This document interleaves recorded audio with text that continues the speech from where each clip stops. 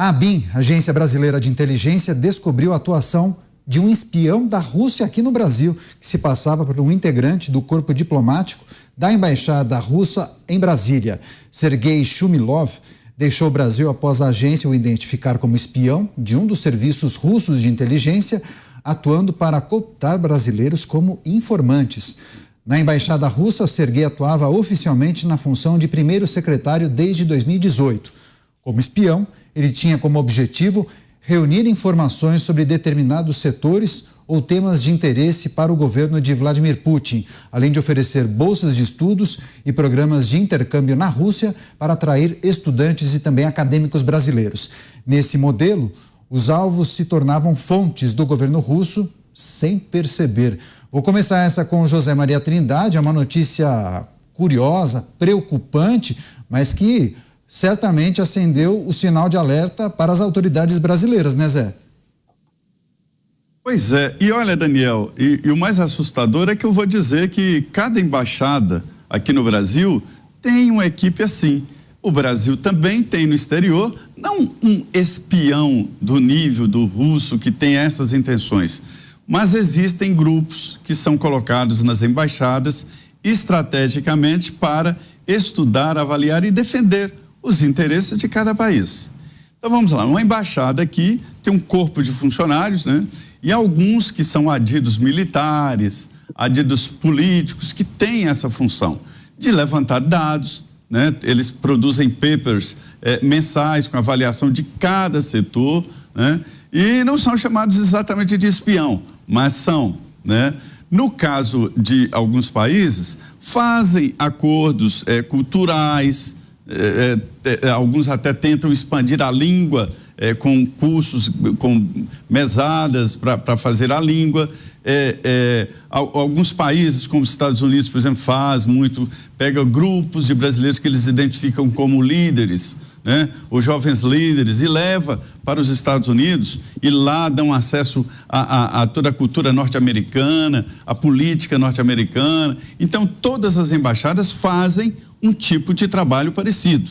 E tem os nomes lá de adidos. Então existem aqui no Brasil vários adidos militares, que é claro que o objetivo dele é avaliar aqui as condições das Forças Armadas. E eles ficam trabalhando aqui, visitam as Forças Armadas, analisam e produzem informação. O outro analisa a política e assim por diante. Fica o embaixador, que é o chefe da embaixada. Só que nesse caso aí do espião russo, ele ia além e parece que o projeto era bem mais amplo. Mas eu desconfio que muitas embaixadas têm sim projetos parecidos. Você, Mota, a ABIN identificando um agente secreto da Rússia que espionava questões estratégicas do governo brasileiro. Aplausos para a ABIN, que conseguiu identificar esse camarada que atuava como um mero funcionário da embaixada, mas não, ele levantava várias informações importantes. Qual é o interesse da Rússia no Brasil e por que a gente tem que ficar muito atento a esse tipo de movimentação, hein, Mota? Acho que é justo dizer que todos os países têm interesse em obter o máximo de informações possível sobre outros países, né? No caso da Rússia, a Rússia tem interesse estratégico na América Latina, porque aqui é o quintal dos Estados Unidos. Foi a Rússia que forneceu os caças Sukhoi de alta tecnologia, que a Venezuela tem, se eu não me engano, são 20 caças, e, salvo engano, não há na América Latina ainda nenhum país com uma força aérea com uma arma desse poder. Agora, essa é uma notícia, no mínimo, curiosa. Eu tentei descobrir qual é a fonte dessa notícia, de onde essa notícia surgiu, eu não consegui ver. Segundo, é interessante essa notícia surgir logo agora. A gente acabou de comentar, tem uma semana e pouco, a notícia de que o governo brasileiro estava encontrando um jeito de dar um salvo-conduto para que Vladimir Putin viesse para a reunião do G20, sem que ele fosse preso, como foi determinado pelo Tribunal Penal Internacional. Agora, uma coisa tem que ficar bem clara, né? Uma coisa é levantamento de informações, o que se chama de coleta de inteligência. Outra coisa é espionagem. Espionagem é quando você tenta, usando métodos ilegais, ter acesso a informações que são confidenciais. E todos os países punem espionagem de uma forma muito rigorosa. Você, Cristiano Beraldo, que é preciso trazer para a nossa reflexão, e o suposto integrante do corpo diplomático começou a atuar desde o ano de 2018, ou seja, deve ter atuado aqui durante a gestão do ex-presidente Jair Bolsonaro. Algum tipo de conexão ou não? Bom, vamos lá.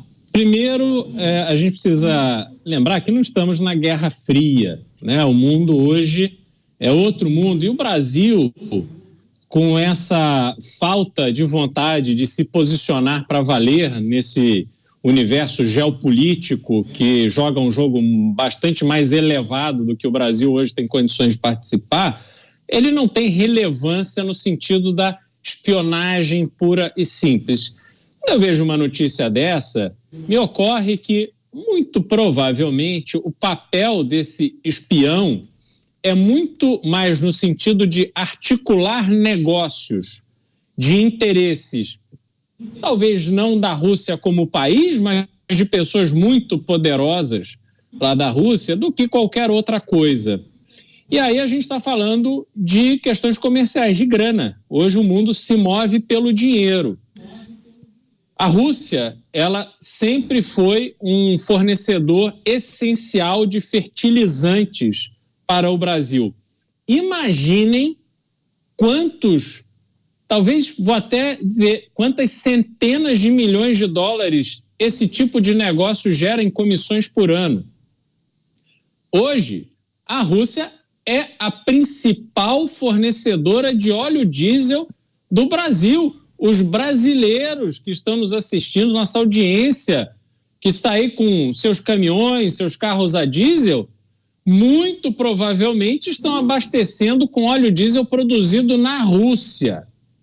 E aí vocês imaginem quantos bilhões de dólares em negócios isso representa e quanto representaria, por exemplo, a Petrobras comprar de fornecedor A, B ou C determinado volume de óleo diesel. Então, quando eu olho essa notícia, o que vem na minha cabeça não é risco à soberania nacional, a roubo de segredos. O que vem na minha cabeça é grana, é dinheiro. Isso tem todo jeito de ser um operador dos corruptos russos que está trabalhando no Brasil para encher o bolso dos seus patrões que estão bem longe do Oceano Atlântico. Pois é importante também lembrar que, de acordo com essa reportagem que foi publicada por um grande jornal aqui do Brasil, um dos métodos desse espião, Zé Maria, para conseguir os informantes, baseava-se justamente na oferta de bolsas de estudo e programas de intercâmbio na Rússia a estudantes e acadêmicos, ou seja, estudantes e acadêmicos, não necessariamente figuras de dentro do governo brasileiro. E aí eles acabavam compartilhando informações de alguns setores que ajudavam ao espião. Que mais você queria trazer para reflexão, Zé Maria? Concorda ou teve algum tipo de método ilegal na atuação desse agente? Pois eu vou te dizer, visito algumas embaixadas, às vezes sou chamado para um café, uma festa nacional, sempre tem aqui as festas nacionais, né, de cada país, e há uma relação, né? E em alguns casos há convites, por exemplo, da China, convites para visitar a China. Eu nunca fui, para fazer certos programas, enfim, há uma relação, né? E nessa relação aí, quando é uma relação aberta e tal, eu não ocupo cargo público, nem cargo estratégico nenhum, então eu me sinto bem livre para isso. Agora, fosse eu um diretor do Banco Central, ou um agente da ABIN, ou funcionário do Palácio do Planalto, eu me sentiria impedido de ter certas conversas e de troca de informações e de impressões com agentes estrangeiros. Então, o funcionário público, Daniel, e eu aprendi isso, não é só para receber o salário, não é só para ganhar estabilidade, aposentadoria especial, estabilidade, não. Ele tem essas condições, essa estabilidade, porque ele é um agente público detentor de prerrogativas como funcionário público. A lei é especial para ele. Então, ele tem também que ter esta responsabilidade de, num momento assim, quando um estrangeiro, uma embaixada, demanda uma informação que ele vê que é informação estratégica, ele não passar. Se ele passar, ele também estará cometendo crimes, né? Que existe essa relação, deve existir. Eu não conheço, mas que eu conheço ali, que fica no limite da legalidade, que é essa história de assediar, vamos ali, vou te dar um curso e tal. Então você que tem que saber se você é impedido ou não. Eu acho que um funcionário público passar informações do seu setor para qualquer um, mas para uma embaixada é mais grave ainda, né? Então é isso que tem que ser avaliado. Os funcionários públicos têm que entender sobre as suas responsabilidades.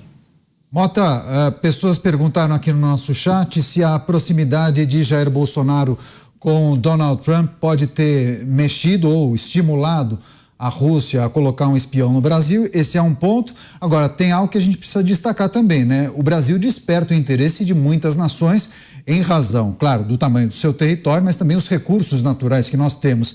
É importante para outros países também monitorarem isso, né? É sempre importante, Canhato, embora realmente eu fiz uma reflexão muito grande tentando saber que tipo de informação aqui no Brasil poderia ser tão relevante assim para a Rússia, a ponto deles colocarem um espião, e um espião incompetente, né? Porque acabou sendo descoberto. E eu realmente não consegui pensar. Para mim é um mistério essa notícia, como a gente não sabe nem qual foi a fonte, né? Obviamente a ABIN não vai divulgar isso.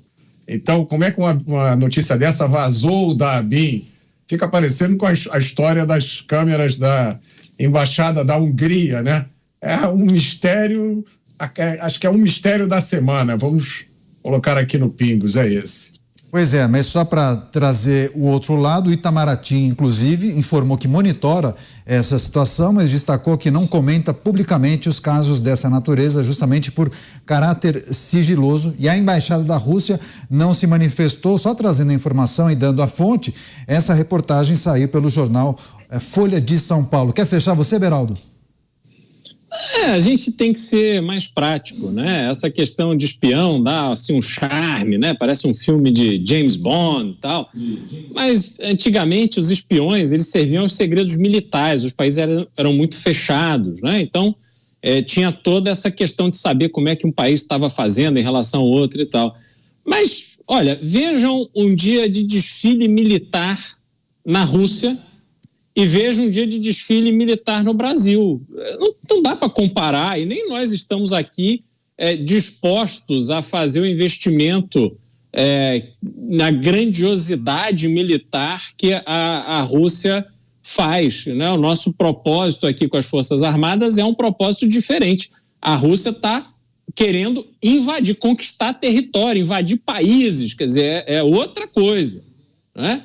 Então, a gente imaginar que um funcionário público, com todas as leis de acesso à informação, transparência e etc., vai ter uma informação assim, muito especial que tem um uso estratégico para a Rússia, me parece um pouco fantasioso, a não ser que seja, olha, a taxa de juros amanhã vai subir, amanhã vai baixar, vai ter esse movimento que vai impactar o dólar, para fazer ali, usar informação privilegiada para ganhar dinheiro. No fundo, hoje, de novo, o que mexe essas coisas é a grana.